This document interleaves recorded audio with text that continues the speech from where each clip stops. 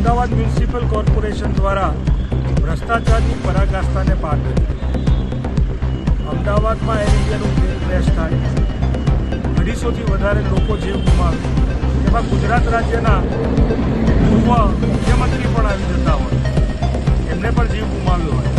એ દિવસે 16,70,000થી પણ વધારે રૂપિયાનો, એટલે કે આશરે 17 લાખ રૂપિયાનો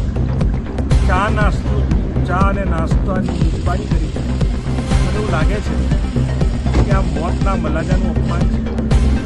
250 લોકોએ જીવ ગુમાવ્યા એ દિવસે કોર્પોરેશનને ચા નાસ્તાનો ભ્રષ્ટાચાર શું છે? દુઃખ સાથે કહેવું પડે કે આનાથી શરમની વાત એક અમદાવાદી તરીકે કે ગુજરાતી તરીકે ન હોઈ શકે. કોર્પોરેશને શરમાવવું જોઈએ અને જે લોકો આ પ્રકારના ભ્રષ્ટાચારમાં સામેલ હોય તેના ઉપર કડકમાં કડક પગલાં લેવા જોઈએ.